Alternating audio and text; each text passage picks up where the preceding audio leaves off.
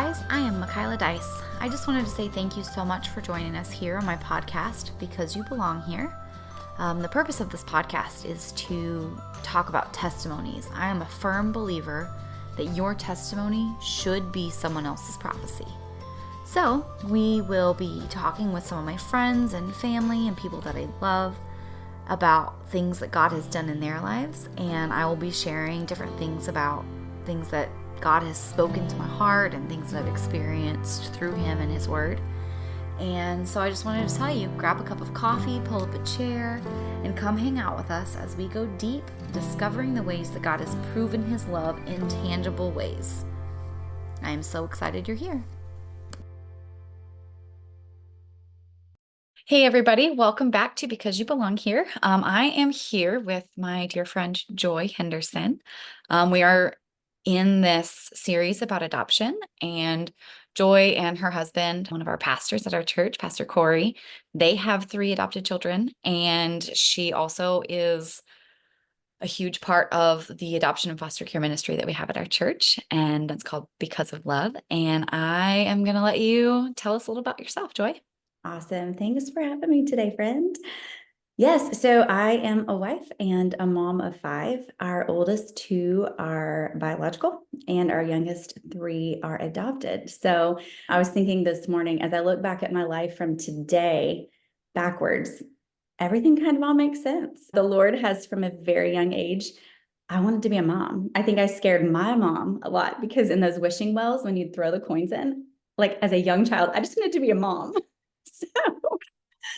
So thinking back through birthing babies and ministry, missions trips, through adoption, through what you just spoke about because of love at our church, it kind of all makes sense. So I'm super excited to just kind of talk about a little bit of our journey today. Amazing. I love it. I'm so excited that you're here. You guys have such a beautiful story and a beautiful family. My kids love your kids so much. Oh, They're our like still celebrity about here. status. I love them. Okay, so today we're going to talk a little bit about some practical adoption things, different questions about home studies and the process. And we're also going to kind of talk about what the Lord has done through the adoption process in your family. Yeah. So my first question, I guess, is around how you came to adoption and kind of what that process looked like for your family to make those decisions. Yeah, absolutely. So I think we had kind of touched on it through dating and engagement. I think like a lot of believers do. I mean, it's biblical, right? So like you talk about it, but we got pregnant within 6 months of being married. So we got pregnant with Autumn. And so that just kind of went off the table. But then it took us a few years to get pregnant again. And I lost that pregnancy. And so we felt it was time to step into adoption. We were a year into the adoption process and we found out that we were pregnant again. And so the agency that we were with, you could not have 2 biological children and adopt. And so we were basically removed from their list, which we look and we're like, the Lord knew what was going on. So we had our first biological little girl. 6 years later, we had our son. And then we tried again for 6 more years. And we had 2 more losses. And we didn't throw up an ultimatum to the Lord, but we did say, Lord, we're going to go another year. We're going to try infertility medications. We're going to like petition you, like whatever you want our life to look like. And if you don't want us to birth another baby, then we're going to step into the adoption world because that's just going to be the next step that we're going to do. And that's what we did. And so we can talk about definitely practical steps that we walked through to get to that point, but we stepped into the adoption world and we brought home our Ella Kate. And from there, we thought it was one and done. And we'll talk about here in a little bit, that was not the case for us. But that's how we got to that point. I will say practically though, in that year of deciding how to grow our family, we knew the Lord wanted to grow our family more. We just, naturally you think, well, then we're just going to have another baby. Well, that is not actually how it always works. So we decided to reach out to some couples who had adopted in the few previous years before. And they were so gracious to sit with us just like this over Zoom and talk to us about their journey. And so it was one of the greatest things just to sit and ask the questions that you kind of feel awkward asking, that might feel very vulnerable and might feel embarrassing, but they allowed us that space to do that. And so good, bad, and different, you don't want to hear all the good, right? It's not like butterflies and rainbows. I think we romanticize adoption in some regard, and it is a beautiful thing, but I wanted to know the real and the raw. And Mhm. so we had people who allowed us to do that, and it really helped us to navigate that, not to change our minds, but to help us navigate it as we walked through the hurdles that we were about to step into. I love that. That's such an important aspect of this is having that community of people who can be real with you. Because Sherry and I talked about whenever we were talking about just the adoption process and just like the whole story of like, yes, it's biblical, but it wasn't intended. Right. Like God never intended for families to be broken and for other families to be put together because of that brokenness. Like that was never his design. And Absolutely. so it's going to be messy Yeah. because that's just brokenness. Like that's what it looks like. Oh, yes. And even a step further, when we did meet Ella Kate for the first time, our first adopted little girl, in all honesty, it felt very unnatural. And that was hard for me to verbalize because I thought I have prayed for this for years. I have wanted Yeah. to be a mom again for years. And so feeling that felt shameful, honestly, and I felt guilty. But I realized it is unnatural, just like what you're talking about. This is not the way that God originally intended for our families to grow. And so the unnaturalness was there. But every day that we brought that baby home, every day, a natural love and a bond grew. But that was a very hard pill to swallow, that I did not have an instant connection with her. But I Mhm. also did not journey with her for 9 months. Before that, Right. it was an instant, we both met each other the Mhm. same day without having any knowledge of each other, except for, through our prayers and all of that. The physicalness, it happened in a moment. And so we can't expect that to feel natural because it's not. Right. Yeah. I think nobody understands, like nobody expects that. Like you said, it's kind of a shock in that moment of I thought this was just going to be what it was. Like this was just going to feel like exactly what I've been praying for. Absolutely. And it's a baby, right? Everybody loves babies. Yeah. All I wanted was to be a mom, and here we are. And why does this feel so weird? Absolutely, absolutely. And so it took us time to get to know each other. And, Hmm. months down the road, I even look back and I was like, I can't believe I felt that way or I thought that way. But I realized I need to remember that because that was real. And I feel like it's pretty normal. It may not be for everyone, Right. but if you do feel that way, it's okay. The Yeah. Lord is going to redeem even that. Hmm. Absolutely. I love that. I do have a question about kind of what that looks like. Have talking about because we're talking about how infertility kind of brought you to this. Because that's kind of our journey as well. And we have different conversations with our kids about that. Like, as a mother, what would you say to someone who was adopted after infertility, who maybe feel like they were second best or like the second option? Yeah, that can be hard. I'm sure for a child to think that, again, it's probably a natural thought process, right? Right. But again, our world is broken. Our bodies are broken. That's the reality of where we are. And so not in a way of telling our children, well, because I was broken, this is how you came to be, but that was God's best plan for our life. In spite of the brokenness, this is what happened. The Lord took what we thought our plans were and he created them to be even better. And I think if we view it as a plan B, that's where it gets dangerous. So I think if we project that onto our children, that is where they can begin to that can take deep root inside of their Mhm. souls. But if we acknowledge it as, okay, this plan that I thought was going to happen is not. So I'm going to step into what I feel like the Lord's calling me to do. How can that not be the best for all of us? Mhm.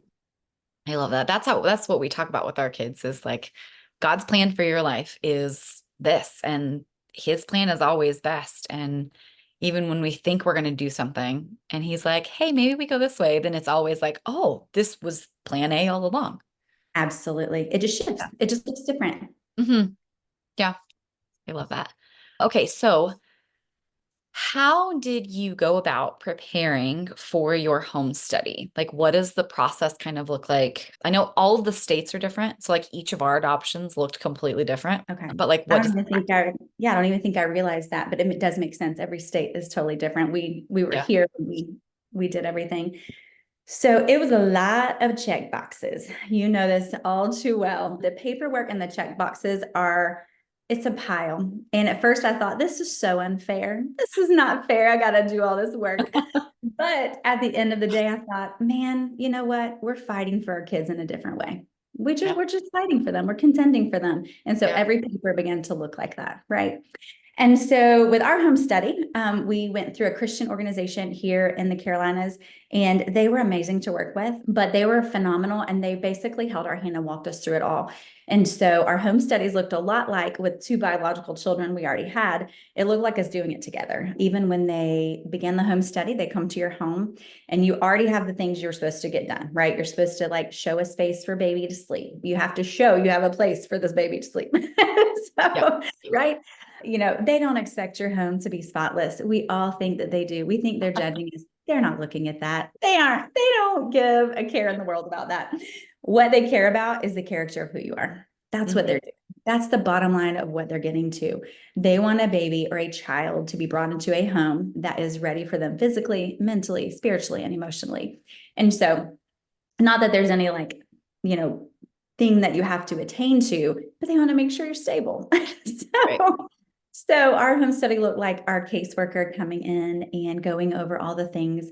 The most, I think, emotional for me, which was a great start to this process, was the interviews that they would sit. And that very first home study was probably like 45 minutes to an hour for each of us, including my children. Gave permission for them to talk to Easton and Autumn at that time. Autumn was 12 and Easton was 7. And so we thought, they have words to this as well. They get a say in all of this. We walked this journey with them in the know of it all, with their prayers, and honestly, with their permission. Not that if they said no, we wouldn't have, but Right. it was just a beautiful thing. And so we sat and did those interviews, but you talk about everything, you know, from, you know, your childhood to your marriage to where you're at in life. And so it almost felt like an interrogation session. But at the end of the day, you realize they're wanting to know about what we're bringing to the table and what we're bringing this baby into. Yeah. And so that was emotional. That was very emotional for me, though. I was like, oh my goodness, I am literally being like, I felt like I was under a spotlight. And I was like, I didn't have to do this. I already knew what it was like to have Autumn and Easton. I didn't have to Right. do that to bring them home. Like it was just interesting that the differences having a, you know, birthed babies and then bringing them home through adoption. And so that was a hard part of the home study, but honestly, everything else was just, it was kind of super easy. And I don't want to say that because I know that's not everyone's journey with that. But it was just a lot of check boxes that they have to do. And so it was just making sure we did the things and we did them with the best of our integrity. So Yeah. I love that you said that, like, check boxes and that they don't really care about like how actually clean your house is. Because when we adopted our second, Sam was 2, maybe he was like about to be 2 when we made the decision to start moving forward for a second adoption. And I remember the social worker came and she had done our home study for like previously, but she was in the process of retiring. So we were getting another caseworker, like we were in like this transition spot. And I remember being like, I'm so sorry. Like, we tried to clean. And she literally told me, Michaela, I would be more concerned if your house was spotless with a 2-year-old, because yes, that means that you're focused more on making sure everything looks good. But here I can see that you're living a what, like a full life. absolutely. And Isn't that that was so interesting? encouraging. Our what our perspective is of what they want to see versus real life. Like it's Yeah. just so interesting. I was trying to like make cookies and have tea ready. And she was like, no, I'm good. And in my mind, I'm like, I spent time doing this. Right. I don't. None of that matters to me. But in our Yeah. minds, we think we have to create this picture perfect, you know, little family for them. That's not what Yeah. they care about. They don't care about that. No, they want to make sure that you're living life and that you're loving well and living fully. Absolutely. Yeah. And it's also funny that you said that it was weird to you that you had to do all these things to become a baby, because ours was the opposite experience, right? And when Evie was born, we were in the hospital and we were like, you're literally just, you're sending this baby home with us. Right. You have Right. no idea what our life looks like. Is this really acceptable? Like, how are you sending a baby home to my house? Like, you don't Yes, know. yes, It yes. was so bizarre. Like, it was just so opposite of what we had experienced 3 times before. Absolutely. Absolutely. Yes. So funny. Okay, so many people talk about wanting to adopt, but not knowing how to step into it because it feels so daunting. What kind of advice or tips would you have to people to help them make it feel more doable so that it just doesn't even seem like it's too hard to even try? Yeah, and that's such a valid question. I think we were a little bit naive stepping into it because we didn't have a lot of people super close to us who had done it in the recent few years. We had people who 10 or 15 years ago had done it, and it just changes, right? Like Absolutely. life looks different, that journey looks different. So we were a little bit naive, and we just honestly stepped into it going, okay, we've been called to it. Let's just walk through the mud together, right? And so the practical steps now on this side of it would be absolutely what you were talking about earlier, is finding a community, whether that be at your church or whether you reach out online and you get into some groups. I say just start asking the questions. If you have questions that are burning inside of your soul and you are worried about it, ask. Because most adoptive families, especially if you know about them, that means they're public about it. They're going to answer your questions. They want the best for these children as well, right? We want the best for our families. We want the best for the children who need homes. And if it's not a perfect fit, and if you're not suited for that, you need to know. Yeah. So, I mean, and not everyone is called to adopt. I think that's such a Christian stigma because the Bible says to care for them. And I think oftentimes we get confused that caring for them might look like adopting them. It Yeah. means caring for those who might be adopting or loving them in the places where they're at. If they are in the foster community, that means find what you can do to serve them and love on them well in that way. And so I would love to just absolutely add that in here, that we do not believe that everyone is called to actually adopt. That's not what the scripture says. That's not what the Lord has called each of us to do. So it is going to look different. So asking those questions might help you get to that bottom foundation of, am I called to this? Am I called to step into this? And beyond that, finding community, asking those questions. If you know that the Lord has called you to this, or you feel like He has, and it's not your season right now, I would say you need to go ahead and prepare for that season, Yeah. not just financially, not just spiritually, but emotionally, and setting yourself up for success because it might be 2 years from now, or it might be 5 years from now, or 10 years from now. But if you know the Lord has called you to it, you need to go ahead and step into that space in whatever season that you're in now. Mhm. And that would have been huge for us. We had about a year and a half to prepare, and we did. We were able to, I was working full time at the time, able to set back, money and able to get things squared away because we had that margin of time. But I really wish we had more than that. But we just didn't know what sometimes you don't know what your life looks like. You just like, let's go. Right? But practically speaking, I would say setting yourself up for success and stepping into that and not thinking, well, yes, he's called me to it, but it's not for now. And that's a validity, but also going, I'm going to steward right now what he's called me to then is Yeah. huge. That's good. In that preparation conversation, does the state of South Carolina require you to take classes? They do, yes. Okay. You have to do so many hours of work. So you have to do classes that you get certification for.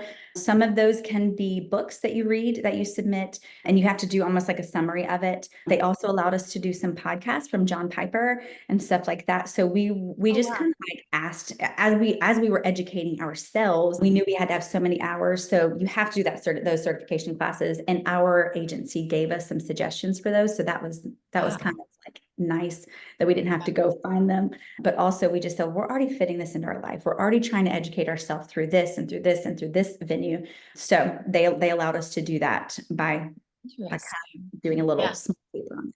Yeah. That's so crazy. Okay, so each state is so different. And like I answer questions for people all the time, and I'm like, well, we got to figure out what your state requires before you can start the process and like talk to an agency. Because in Arizona, we had to take 10 or 12 weeks of class. They were 2, 3 hour classes. And we had to drive. I mean, it was like 45 minutes from our house. And we had to drive down and do 45 minutes or like 45 minutes of driving, but then it was 3 hours once a week. I want to say it was 12 weeks. And It was in depth. It was intense. I mean, we started out as like foster care, and so that might be part of it, Okay. but it was this whole process of going through these classes, and we got to have community with other people who were seeking out, being foster or kinship families. And it was like a water hose, like a fire hose of Oh, information. absolutely. And then when we moved to Alabama and we were going to adopt Ariel, because it had been less than 5 years since we had adopted previously, they didn't make us take classes, but their agencies also require classes. Right. And Mm-hmm. well, I guess when we started the process, it was going to be a kinship foster care situation. And then that adoption failed, and we were able to ultimately adopt Ariel. Yeah. Which those may all, like you're saying, may have different requirements because, and it may have even changed. I mean, Aubrey just turned 4. So we were just 4 years out. So I don't think much of it would have changed, but you just never know. You never know what those requirements are. And I don't think it would be drastic, but we did not have to do classes like you're talking about. Now for foster care here in the States or in the state of South Carolina, you do have to do those classes. So I'm wondering if that's why you guys had to start that way Yeah. anyway. And kinship is interesting that you say that. I literally just learned about kinship care maybe 2 years ago. And I've been in the adoption world for a good 8 to 10 years now. And foster care is such a different side of that I literally just learned what kinship was 2 years ago. Yeah. So So crazy. Noah's adoption ended up being kinship because we were very close with the foster family that he lived with. And so he ended up being kinship, and it was a whole different process than like Sam's adoption right. or even Ariel's. Every story is just so different. It really is. And we did private adoption. So I don't know if that, for the listeners, private adoption was we went through an agency and they helped us to determine, our next steps in finding the right baby for our family. But it all is different. It's so Yeah. different. Well, in So some that's states, why like, asking questions is huge. Because you right. may want to go a different route. You may want to foster to adopt, or you may want to just foster, or you may want to do kinship care. I mean, you don't know until you start asking the questions. Right. And that's like here you have to have an agency. In Alabama, we didn't have to have an agency. So the cost was drastically different. That must have Um, been nice. yeah, it's crazy. So that's one of the things that I would like to make sure everybody knows is that like whatever state you're in, we like just find the resources. Like we can find, agencies or attorneys, depending on where you're at, and finding the rules. There's a website that has all of the laws for each state. I will find them and find that and put it in the show notes because it is hard to answer questions for states that we don't live in or we haven't lived in, because that was a shocker to me when we moved here that like an agency is required to adopt. And we ultimately ended up going IVF because of the cost difference of what we did before. Yes. Yeah, because it's very similar. Yeah. In my understanding. So I think we spent less than half of what an adoption costs in South Carolina for IVF. yeah, which is another reason it is scary for people to step into adoption. Right. The cost is high. It's Yeah. so high. And I know that our family being on staff at a church, it's very, you can look at it and be like, oh, well, like, yeah, that's easy for you. Like people just threw money at you guys. We adopted 3 times in a very small time frame. So, Yeah. it's kind of like the first time something happens, yes, everybody hoorahs and it's exciting. And we're so thankful. I'm not saying that at all. But I'm saying then you like do it the second time and the third time. Like it's like Yeah. you have to put in the work and you have to be willing to grind for it.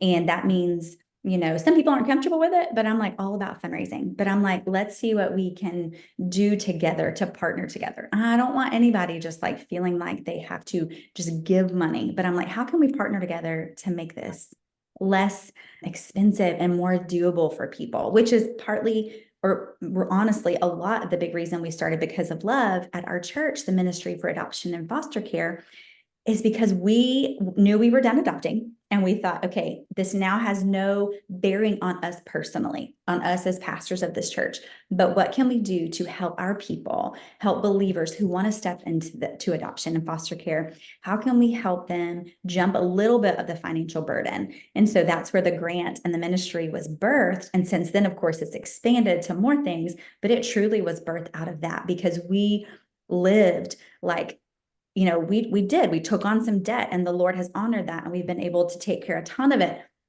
But you don't want people having to step into that, even though people are normally so willing to do it. Like, what can we do as a church, as the kingdom? How can we help them to jump a little bit of the financial hurdle? And so it won't cover it all, but we want to be able to just relieve a little bit of that because a lot.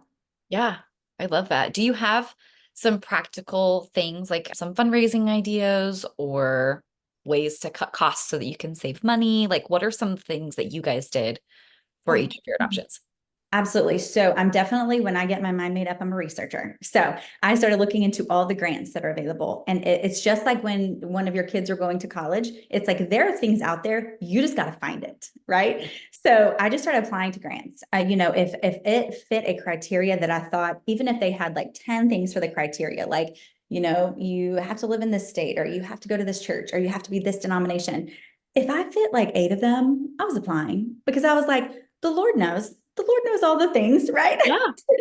And there is grace, because I know even at our church, the grant was created for our people, but we have had people, apply that don't go to our church. And we're like, yeah, you're doing a kingdom work here. So that's what I did. So we started applying for grants. And we got quite a few of them throughout the 3 adoptions, which was such a blessing.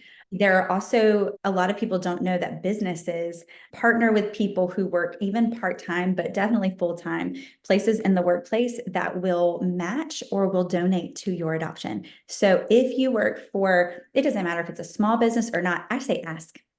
Because sometimes they don't know, they don't even know that, oh, this is a thing.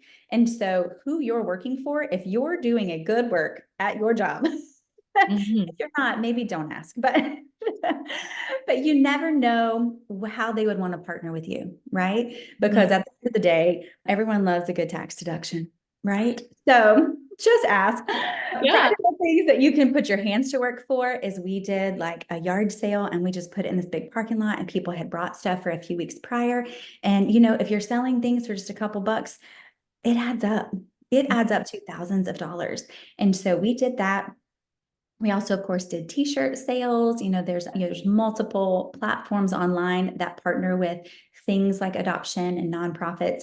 And so it adds up. It might not feel like a lot, and it might feel like a lot of work, and it is, but every bit that you can chip away at that bottom line, it's going to help at the end of it. Because the goal is, we as a church want to see people not step into more hardship, but we want to see them walk into it with a freedom, because there's already going to be enough things that they're going to be having Yeah. to do. So, Yeah. That's really good. So good. And I think a lot of that is like when you start talking about fundraising and you start putting it out there, that also brings in that community aspect of yeah. people are going to come out of the woodwork and say, oh, I was adopted, or we adopted our children, or I was a birth mother and I placed a child. And it creates a sense of community that you wouldn't have if you were just keeping it to yourself. Like we Oh, didn't have a absolutely. community like that when we adopted our first kids.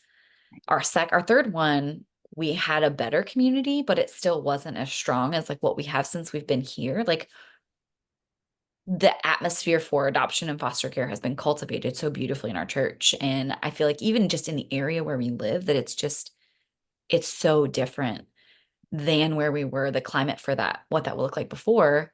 But when you start talking about fundraising and saying like, this is the goals, these are where we are, this is the children that we are going to love, that like people do want to partner with you. And if they can't partner financially, they want to partner in prayer or to bring food or just Absolutely. share their stories. Yes. And honestly, if we're not sharing that, and that's their own, they get to choose that. But as we share, we're allowing people into our world in the ways that you're talking about.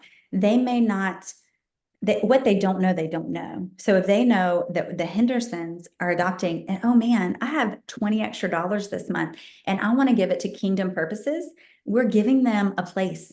We're Yeah. giving them a space that they're not, it's not even on their radar to adopt. Like that's not even a thing, but they know they want to sow into something. And so they're sowing into our obedience to the Lord in that.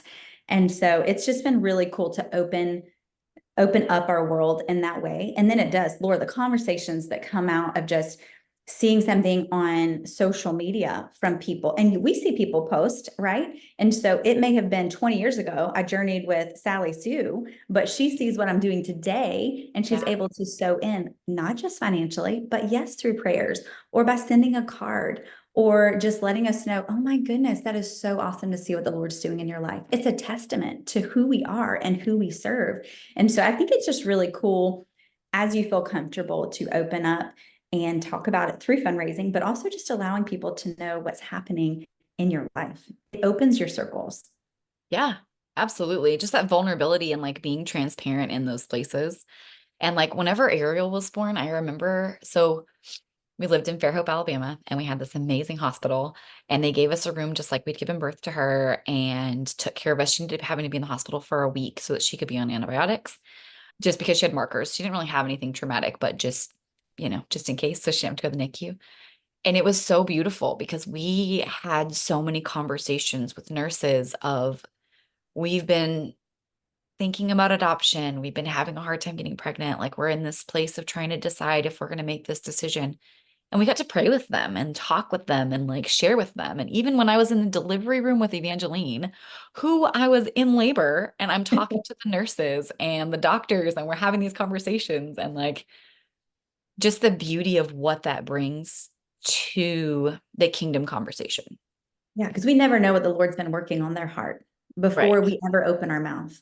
And Mhm. so by just creating a conversation, we don't know what we're speaking life into. Absolutely. With Emery, there was no nursery at the hospital, and she had to stay for a few days as well. And so there was no nursery except for NICU. Well, she didn't need to go to NICU. She was there for one day, but she came out, but she also couldn't come home with us.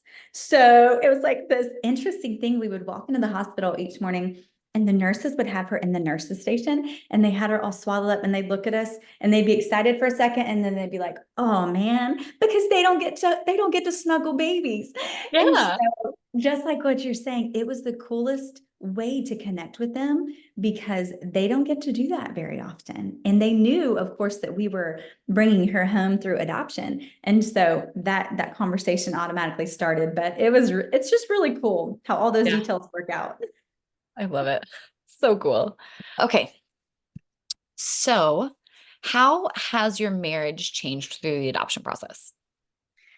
Yeah, I can see where adoption can make marriage a little bit rocky. I mean, you've got hurdle after hurdle after hurdle, but if you are in it to win it, it is going to be better on the other side of it. I Yeah. can guarantee you walk into some super vulnerable spaces with yourself and together. The choices that you make, first of all, through the home study, some of those check boxes include things like what you're open to in regards to alcohol with the birth mother or through drug use or it is so many things like medical things. And so as we sat there as husband and wife, you have to agree on those things. Lord Yeah. forbid, right? It's not an individual thing. So I could have felt one way about something, and Corey would say, babe, I really don't feel open to that. And I'd be like, well, I don't understand why not. So he would almost have to plead his case. And the same opposite when something would come up that I'd be like, oh, I don't know if I'm comfortable with that. And so those conversations, they can get tricky, right? Mm. But they can also forge you together with knowing what you're walking into. So our rule was with anything through the process, if we felt 80%, we would proceed. You're never going to feel 100%, right? Right. We're going to. So if we could agree 80%, then we stepped forward into things. And that allowed us to have a marker for our being on the same page. And Mm. so we didn't have to argue about things, and we didn't have to, like, if I didn't feel it 100%, I knew I wasn't going to. So that helped us. And then honestly, walking through that unnatural part of bringing those babies home, like we had to fight together so hard to make the meshing of our worlds be a home. We were the Henderson home. There's no differentiation between, biological children and adopted children in that regard of mushing your home together. So we just really had to do from day one, from moment one, we had to do it together.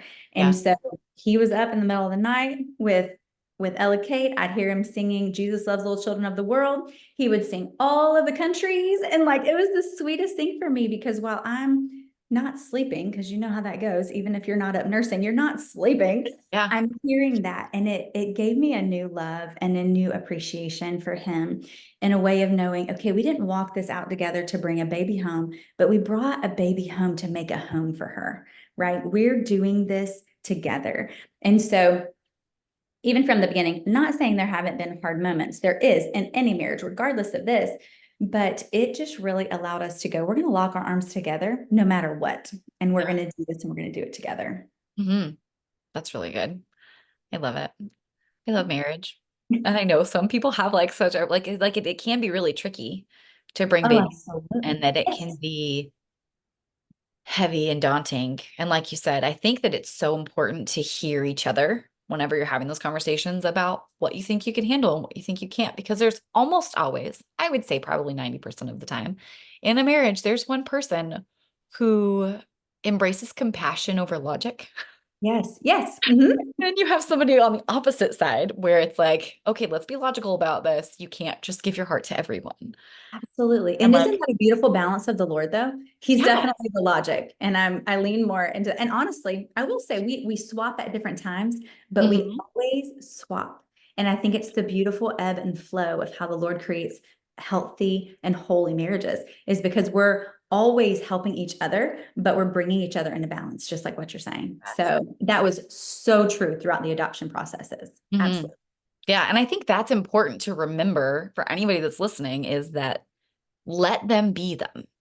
Yes. Don't try and fully control the situation, because God created you to be a partnership, and He didn't create you to tell them, oh, you're doing this wrong. It's no, like, we are in this together, and I need your boundaries, because for me, like, boundaries are a harder spot for me. Like, when I graduated from high school, I was voted the most likely to adopt 10 children. Like, it was just who I was, right? Stop it right now. Yeah. And so, infertility kind of made it happen, but it was already in the works. Right. And it wasn't for, like, Nolan wasn't exposed to that as a kid. And so he didn't really have that same Right. desire. Yeah. But it has been so great because he has good boundaries when I don't, or vice versa, like you said. And it has created a healthy situation because we're not afraid to let the other one be our counter. Absolutely. And not making them feel shameful for feeling different. When Yeah. we lead with our heart, when logic comes in, sometimes we can be like, oh my goodness, you don't care about people, or you don't care about these Right. babies. That's not it. They're looking at it from a different perspective, which we need. And they also Absolutely. need us to bring the heart in. Not that they don't have a heart. It's just we do lead with something. And so the Lord's created us that way. And again, if we don't shame them for feeling that way, or they don't shame us for feeling that way, but we embrace the way that the Lord's created us, I think that's where the beautiful balance comes in. Yeah, absolutely. Okay. What do you think your, I mean, maybe I'll see if Autumn will let me talk to her, but I would love to kind of hear your perspective as a mom about what that looked like for your biological children to bring home the girls. Yeah. So this conversation makes me cry every time. I'm not going to do that today. Let's It's see. okay if you do. It's a lot of what we do here. It's fine. So Autumn was, again, she was 12. She was in fifth grade, and Easton was 7. And so they were very fully aware of what we were doing. We told them on Valentine's Day, the year that we decided that we were stepping into adoption. And what's interesting is we told them on Valentine's Day, almost 9 months to the date is when we got the call about Ella. So that's just a crazy, like, God Yeah. thing, right? So we talked with them, and we told them that they were going to be a big brother and big sister. And at first they thought we were pregnant. And then we, of course, over the dinner table got to explain to them. And it is so interesting to me that they never batted an eye. Like, it is almost as though the Lord created our older two. He created Autumn and Easton for this life. And I can honestly say, with every fiber of my being, there has never been a moment where they were jealous, where they felt less than, where they felt as though they weren't included in the process. We sat with them both and told them about the first adoption we were stepping into. When we were deciding, we got the call about Emery, who is our second adopted. And we were trying to figure out, are we going to step into this or not? Right? Like, we thought one and done. The Lord's called us to adoption. So cute, right? One and done. which one is totally fine for anyone, but that's what we thought. But we sat on the front porch with Autumn, who was 14 at the time. And we told her that the birth mother had called and asked us specifically, because we had brought Ella home through adoption, would we bring this next baby home through adoption? And Corey was just very honest. And he's like, baby, we're struggling. Like, it's a lot of money and it's a lot of hard work. And she, in her very, faith-filled little soul, and the realistic part of it, said, well, if she called us, then she wants us to bring that baby home. And I think that's what we should do. And he's like, okay, then. So, in her mind, she's like, why would we not? Yeah. So we didn't take that as gospel, of course, but we did take that as a confirmation in our souls that we're doing the right thing. We are raising, at that point, 3 of our children to love the Lord and to love others, and sometimes to put ourselves second. Because in that instance, looking at our finances that we had just walked, literally, they're 15 months apart. That's what I So thought. we just walked out a major financial hurdle that we celebrated, that we were able to like walk it out and do it. And then we were like, we're starting from ground zero. Like, we're starting in the deficit, right? And so it was that, and the end of the day, Corey and I sat together again, one of those marital conversations that are not easy. And we said, if finances is the only reason that we do not say yes to this adoption, we cannot say no. And so we stepped into that fully and wholly, and we did that. But we did that with our children in tow, knowing that they were on board, that they were okay with this. And again, not that if they had struggles or they voiced them that we wouldn't have done it, but it was so amazing to me that I truly feel like the Lord creates inside of our kids bigger and greater things than we can even imagine. Like, we can't put words to it, right? He does things that we could never in the actual humanness of ourselves do. And so they were born for this life. Yeah. Now I believe that Autumn and Easton think that this is just a completely normal part of life. And I have no doubt, and they don't have to, but if they grow up and they get married and they want to adopt, it's going to be just a natural part of their life. It's no longer something that, they'll have to, or they haven't had to question. They've watched it lived out in their own lives. And so they have done it beautifully. I could not be more proud of how they have walked this life with us. I love that. Yeah. I would really love to talk to her too. She would probably, any day. That was one of the questions that I got when I was posting on Instagram about like, hey, what questions do you have? Someone said, can you talk to someone who is a sibling of adopted children? Yeah, that's a reality. I mean, people were, saying how awesome that we are because we had biological children and then we were adopting. And I'm like, we are not awesome at all. But, there is a dynamic that you're bringing in. It's not just you and your husband. It's not just your husband and wife. It's not just the marriage anymore. We had children already, an intact family that we had to think about. So that's where it wasn't just like springing something on them or just forcing something upon them. It was bringing them along that journey. And I think it made a huge impact on that. Absolutely. Way to go. That's very impressive. Not everybody approaches it that way because Well, I swear the Lord he just like our agency held our hand the whole time. He literally held our hand and walked with us every single step of the way. So some of the conversations that we had, I was like, I wouldn't have even thought to ask those questions, but in the moment, the Holy Spirit just prompts you. And then it's opened up that conversation with them. And I think it really helped to shift the way that they thought about it. So it was definitely not us. It was all the Lord. He's pretty good like that. Yes, yes. Okay, so the last little bit, how have you seen the Lord move through adoptions? Is there something that you've learned to be true about him that became tangible as you walked through this?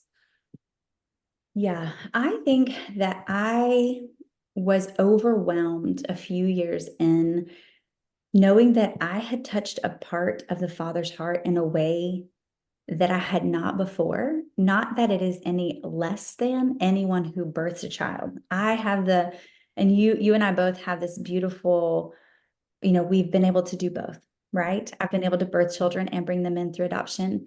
But I feel like we got to see a sweet little corner of the Father's heart in a way that I didn't when I brought my children home biologically. And again, no less than, it's just different. It's just different. Yeah. When he talks about loving the widows and the orphans, there are different ways for us to do that. And I saw the way that his heart breaks, not only because it's layered, right? It's not just this beautiful little baby that you're bringing home. There is an entire world that this baby has brought to you. You've got these birth mothers, you've got these workers who are watching this day in and day out. You've got these agencies, you've got churches watching. And so it began to shift my heart to go, thank you for allowing me to feel a little bit of the brokenness that I didn't even know I needed. None Yeah. of us ask to like have a broken heart, but when we have the Father's heart that is broken in a way that only He can do, because only He can heal it that way, it allowed me to feel Him and know Him differently than I ever had before. And I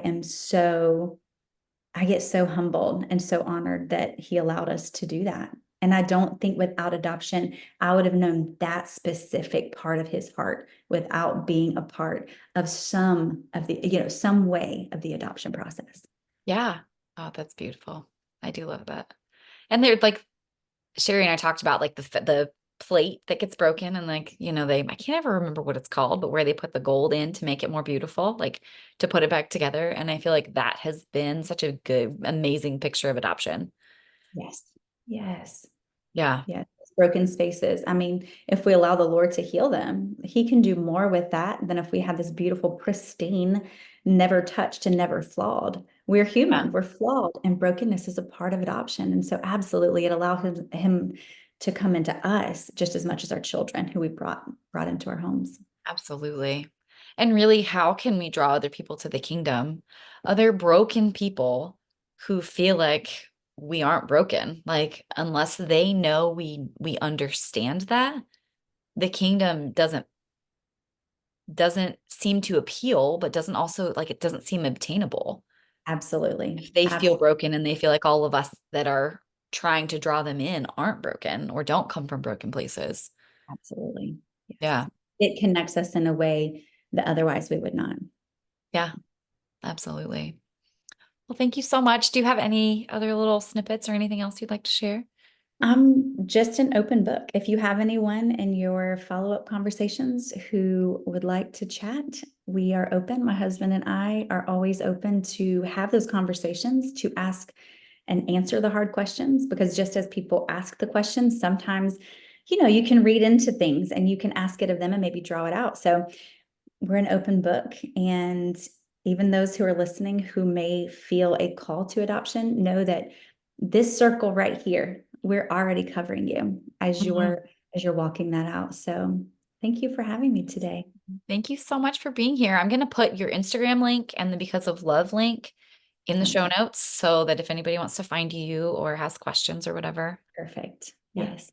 good to Anytime. go. Well, thank you so much. You're welcome. All All right. right. Well, I appreciate you and I love you.